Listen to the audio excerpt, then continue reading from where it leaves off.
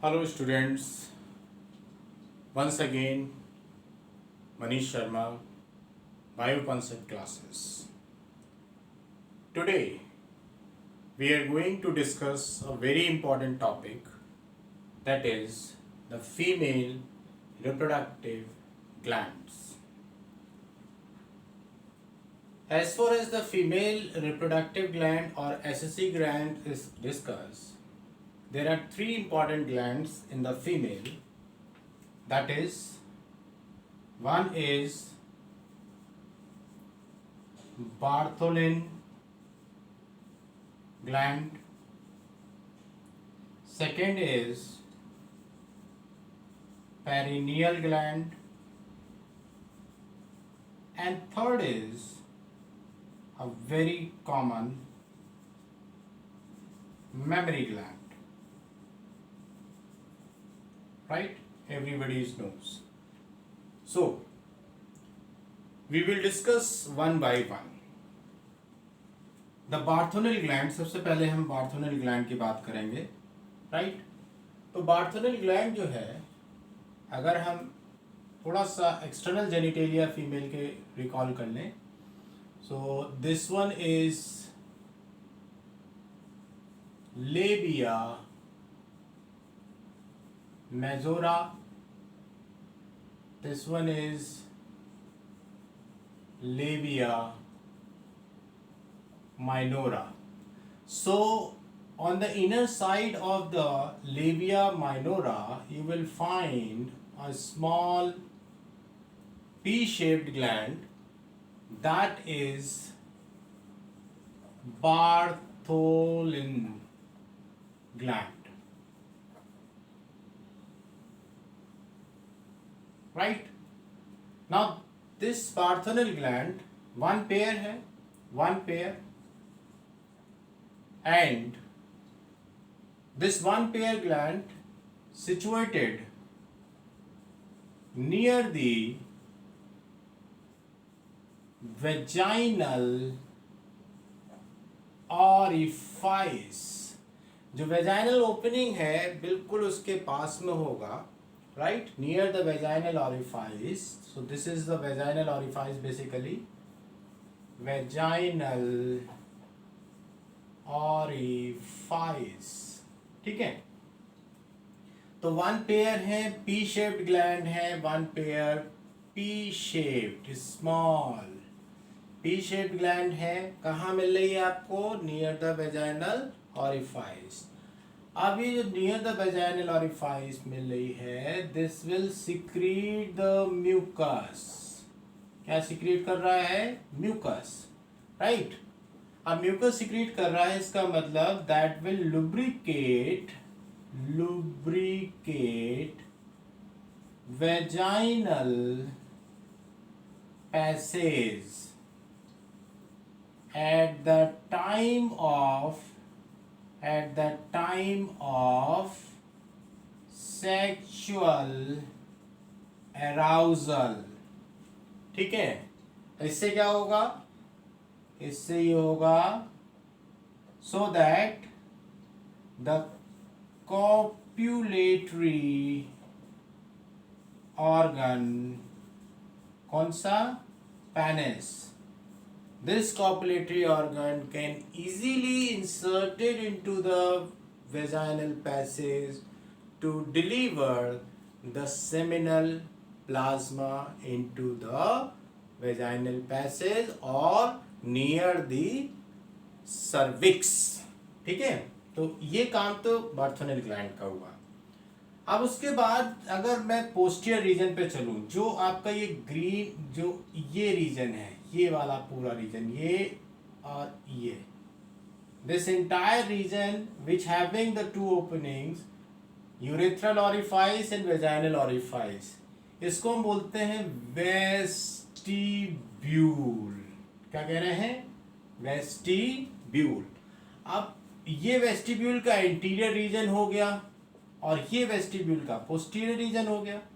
ठीक है, तो जो पोस्टीरियर रीजन है ये एनस, तो जो पोस्टीरियर रीजन है, पोस्टीरियर रीजन में जहाँ पर आपका ये लेविया माइजोरा दोनों मीट कर रहे हैं और वहाँ पर रिंकल्ड स्किन होती है। इस रिंकल्ड स्किन को बोलते हैं फॉर्चिटे,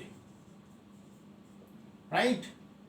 और फॉर्चिटे से लेके एनस तक का जो एरिया है, that area is called perineum. और यहाँ पर दो रेड कलर की डॉट्स जो लगाई हैं मैंने, ये हैं पेरिनियल ग्लैंड। क्या है? पेरिनियल ग्लैंड, ठीक है। Posterior to the vestibule a small again is a P shaped gland called perineal gland। क्यों? Because they are present in perineal region या perineum region, ठीक है। अब ये जो ग्लैंड हैं, these gland secrete, क्या secrete कर रही हैं? Pheromones, right. फेरोमोन्स 11th में आपने हार्मोन्स पढ़े हैं, उसी तरीके से फेरोमोन्स होते हैं। these are the ectohormones, right। The pheromones play a very significant role in the sexual activities because these pheromones secrete at the time of the sexual arousal, right? And once the male perceive the pheromones, that will attract, that will excite towards the females for the sexual activities, for the copulation process. So the main function of these pheromones just to attract the opposite sex for the sexual activities. Okay, so this is all about the Bartholomew gland and perineal gland. Now come to the another very important, मेरे ख्याल से ये आपको clear हो गया होगा, बहुत simple सी है। Bartholomew gland है आपका behind the labia minora near the opening of vaginal orifice। P shape gland है, म्यूकस सिक्रीट कर रही हैं, वेजाइनल पैसेज को लुब्रिकेट कर रही हैं, जिससे कि copulatory organ that is penis can easily inserted into the vaginal passage and release the seminal plasma near to the cervix, ठीक है। दूसरी हमने आपको बताई, जब हम वेस्टिबुलर रीजन के पोस्टीरियर रीजन पर आएंगे तो पोस्टीरियर रीजन पर जो लेविया मेजोरा है, जहाँ मीट कर रहे हैं दोनों, तो वहाँ पर एक रिंकल्ड स्किन होती है, दैट इज कॉल्ड फॉर्चिटे। अब फॉर्चिटे से एनस तक का जो एरिया है, जो रीजन है, उसको हम पेरिनियम कह रहे हैं या पेरिनियल रीजन भी कह सकते हो आप। इसमें भी आपको एक ग्लैंड मिल रही है, वो भी पेयर शेप्ड है, that is called perineal gland. क्या सिक्रीट कर रही है? फेरोमोन सिक्रीट कर रही है। वर्क क्या है इनका? Just to attract the opposite sex for the sexual activities. Okay, now come to the very important gland, that is mammary gland। अब मेमोरी ग्लैंड की बात करें तो मेमोरी ग्लैंड बहुत इंपॉर्टेंट ग्लैंड है आपके बोर्ड के लिए, ठीक है।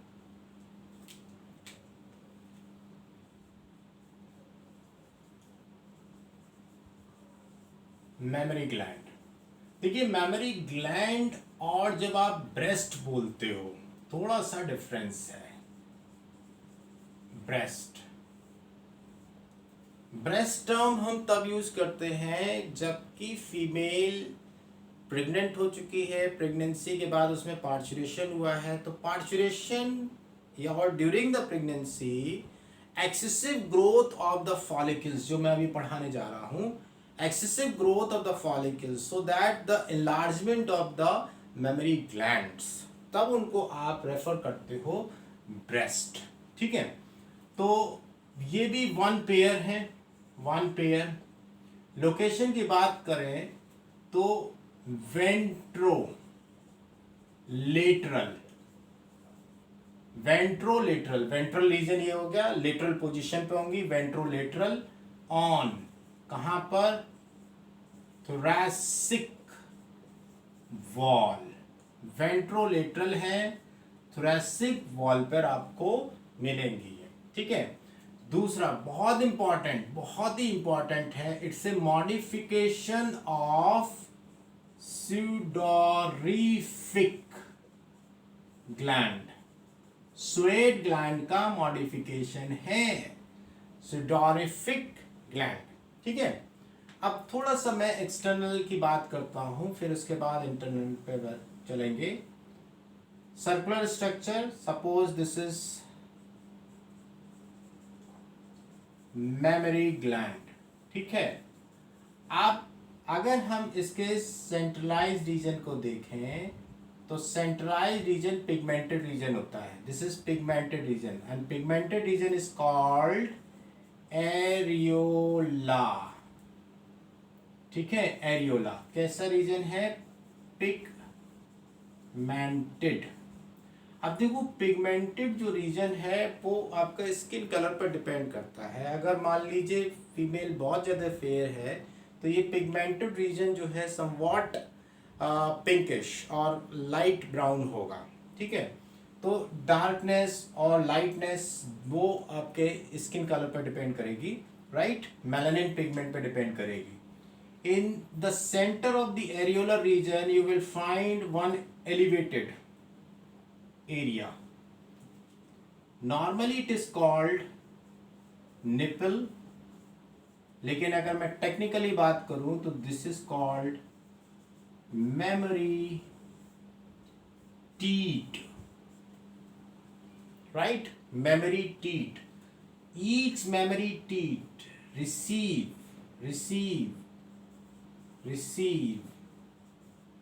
15 to 20 openings of lactiferous duct। हर एक निपल या मेमोरी टीट्स में 15 से लेके 20 लैक्टिफेरस डक्ट ओपन होती हैं, right. Another very important thing, the memory teats is provided with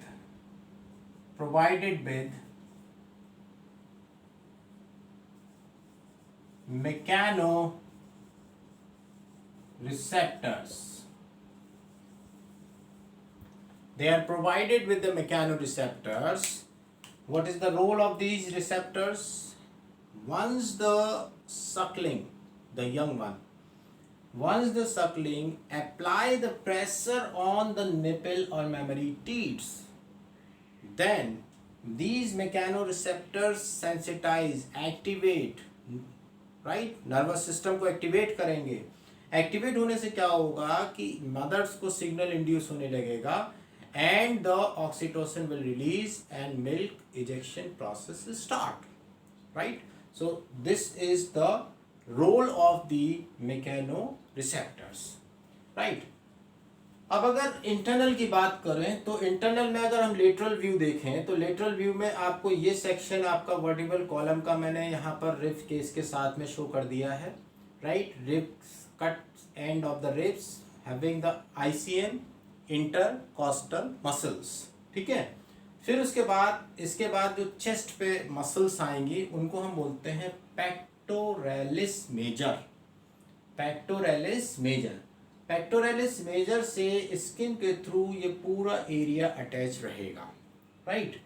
अब इसमें अगर हम देखें तो हर एक जो मेमोरी ग्लैंड है it is divided into memory lobules. These are the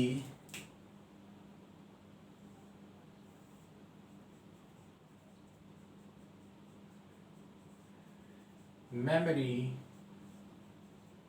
lobule, right? So each memory gland is divided into the memory lobules. अगर हर मेमोरी लोब्यूल्स के आप अंदर देखो तो आपको ये एल्विलर स्ट्रक्चर, ग्लैंडुलर एल्विलाई मिल रहे हैं। अभी जो ग्लैंडुलर एल्विलाई हैं, अगर आप थोड़ा सा मैं इसको डिटेल में जाऊं क्योंकि बड़ा इंपॉर्टेंट है, राइट। तो जो आपके ये स्ट्रक्चर आ रहा है लाइक दिस, ठीक है, this is called glandular alveoli. ठीक है, Glandular alveoli help or site of secretion or synthesis of milk. ठीक है. अब इसमें क्या है कि जो ये ग्लैंडुलर एल्वेलाई हैं, इनके चारों तरफ you will find the myo epithelial tissues. ये क्या है? मायो एपिथेलियल टिश्यू है. ठीक है. Now what is the role of these myo epithelial tissue? इन मायो एपिथेलियल टिश्यूज के ऊपर एक्ट करता है ऑक्सीटोसिन. राइट. जब ऑक्सीटोसिन इन मायो एपिथेलियल टिश्यू पे एक्ट करेगा तो इनको कॉन्ट्रैक्ट कराएगा. ठीक है. जब ये कॉन्ट्रैक्ट करेंगे तो ये फुल ऑफ मिल्क. क्या है यहाँ पर? मिल्क. तो जब ये कॉन्ट्रैक्ट करेगा तो मिल्क पुश फॉरवर्ड. तो ये मिल्क किस में जा रहा है? मेमोरी ट्यूब्यूल में आ रहा है. ठीक है. अब ऐसे ही बहुत सारे मेमोरी एल्वेलाई फ्यूज करके एक डक्ट बना रहे हैं. राइट. जो वहां पर शायद क्लियर नहीं हो रहा होगा आपको, मैं यहाँ क्लियर कर रहा हूं. इसे कहते हैं मेमोरी डक्ट. ठीक है. अब इसी तरह की मेमोरी डक्ट जो है वो आपकी ये इस तरह का स्ट्रक्चर फॉर्म कर रही हैं. This is called mammary ampulla. Right. Now these memory ampulla will form lactiferous duct. Right. और ये lactiferous duct कहाँ ओपन हो रही है? Open into memory teeth. Right. ये पूरा स्ट्रक्चर है यहाँ पर. तो यहाँ इंपॉर्टेंट ये है कि मायो एपिथेलियल टिश्यू, क्योंकि वहाँ पर ऑक्सीटोसिन इस पर एक्ट कर रहा है तो इनको कॉन्ट्रैक्ट कराएगा. जब ये कॉन्ट्रैक्ट होंगे तो मिल्क इजेक्शन प्रोसेस इंड्यूस होगा. दूसरा अगर आप देखो तो इसमें पूरे रीजन में जो आपके इंटरलोबुलर रीजन है, यानी दो लोब्यूल्स के बीच में, here you will find the interlobular connective tissues, जो इन लोब्यूल्स को ज्वाइन करेगा आपस में. ठीक है. अदरवाइज जो पेक्टोरल मेजर है तो इसके पास में ये पूरा रीजन आपका जो है वो फैट रीजन होगा, जिसको हम मेमोरी फैट कह रहे हैं, या मेमोरी ग्लैंड का जो फैट है, फैट ऑफ द ब्रेस्ट आप कह रहे हो. ठीक है. तो ये जो फैट है वो बेसिकली क्या है? एक कुशन का फॉर्म एक्शन हो रहा है. राइट. अगर प्रेशर लगता है तो ये जो ट्यूबुलर रीजन है, ये पूरा रीजन, ये जो मैंने आपको बताया है, this is a very delicate part. अगर इसमें कभी का अगर कोई जर्क लग जाती है, बहुत ज़्यादा प्रेशर लगता है, अगर कोई मेमोरी ग्लैंड्स के जो फॉलिकल्स हैं या ट्यूब्यूल्स हैं वो ब्लॉक हो जाते हैं तो यहाँ इन्फेक्शन हो सकता है. Right. The small nodules will form into the mammary glands. These are called mastitis. Right. Medically this is called mastitis. So if the mastitis will develop, this is a simple infection of the duct. तो अगर mastitis है तो उस female को mammography करते हैं. Mammography से पूरा क्लियर हो जाता है whether it is the mastitis or it is the carcinoma. Right. अगर सिंपल मेस्टाइटिस है तो वो आपका सिंपल एंटीबायोटिक से चला जाता है, but if it is a carcinoma then there is a problem. ठीक है. तो ये आपका पूरा इंटरनल स्ट्रक्चर रहा मेमोरी ग्लैंड का. अब इस स्ट्रक्चर में 4 इम्पॉर्टेंट हार्मोन हैं जो बहुत इम्पॉर्टेंट रोल प्ले कर रहे हैं. एक तो मैंने यहाँ डिस्कस कर दिया है. राइट. इसमें आपके जो हार्मोन आएंगे,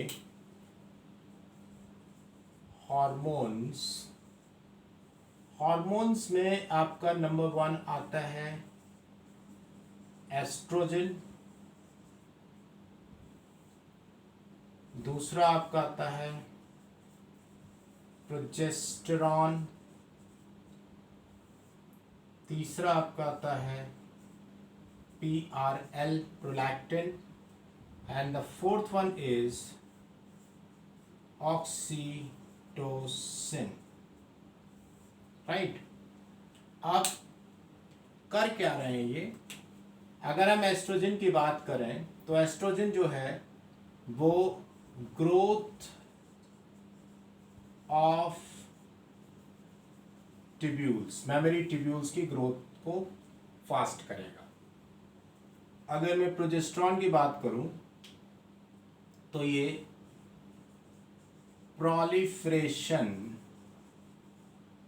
of memory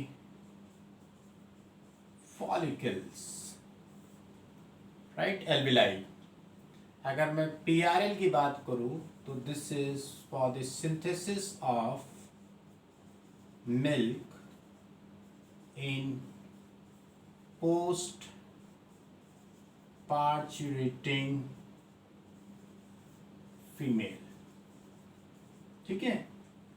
हम ऑक्सीटोसिन की बात करें तो milk ejection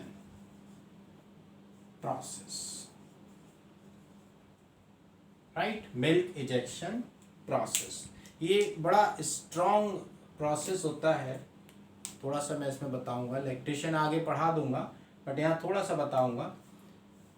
milk ejection process जो है, जो फीमेल हैं या जो मदर हैं, गायनी उनको ये प्रपोज करती हैं, सजेस्ट करती हैं कि आप कभी भी जो फीडिंग प्रोसेस है उसको सिंक्रोनाइज मत करिए, एक पर्टिकुलर टाइम पर फीड मत कराइए। अगर मान लीजिए मदर ने 2-2 घंटे का एक पर्टिकुलर टाइम बच्चे के लिए रखा है, उसी पर्टिकुलर टाइम पर वो फीड करा रही हैं, तो देयर इज़ अ प्रॉब्लम क्या होती है कि ये जो प्रोसेस है after 10 to 15 days that will fix in the biological clock of the mother.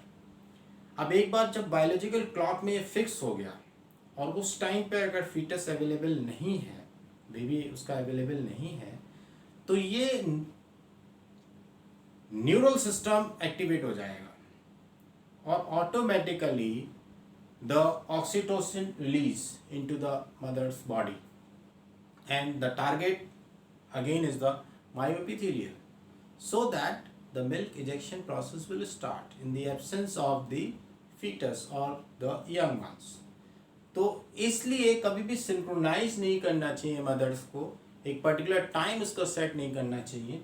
Breakup करिए 2 घंटा 2.5 घंटा, अब इस तरीके से थोड़ा ऐसे हैफेजर्ड टाइम कर दीजिए जिससे कि उसको बायोलॉजिकल क्लॉक में सेट ना हो, right. So this is all about the female reproductive glands. I hope each and everything is clear to you. Okay, thank you.